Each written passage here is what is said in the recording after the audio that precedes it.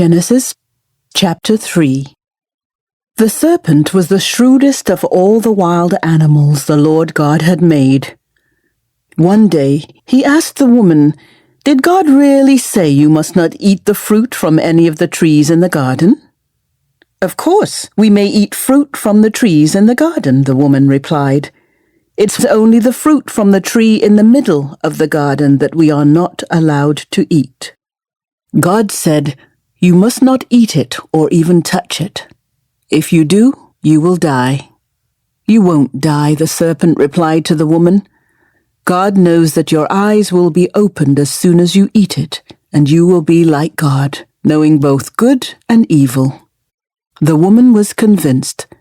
She saw that the tree was beautiful and its fruit looked delicious, and she wanted the wisdom it would give her. So she took some of the fruit and ate it. Then she gave some to her husband, who was with her, and he ate it too. At that moment their eyes were opened, and they suddenly felt shame at their nakedness.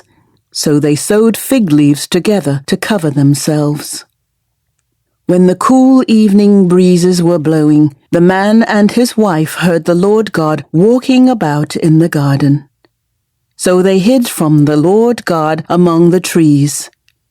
Then the Lord God called to the man, "Where are you?" He replied, "I heard you walking in the garden, so I hid. I was afraid because I was naked." "Who told you that you were naked?" the Lord God asked. "Have you eaten from the tree whose fruit I commanded you not to eat?" The man replied, "It was the woman you gave me who gave me the fruit, and I ate it." Then the Lord God asked the woman, "What have you done?" "The serpent deceived me," she replied.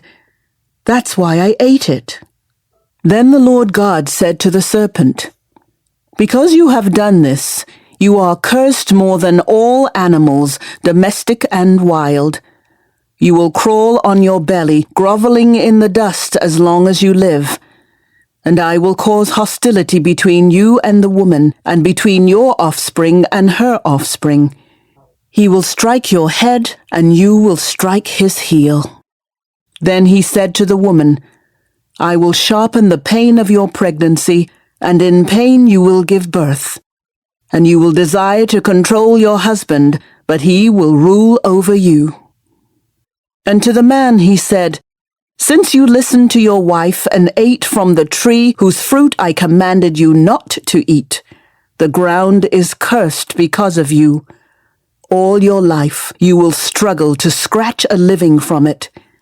It will grow thorns and thistles for you, though you will eat of its grains.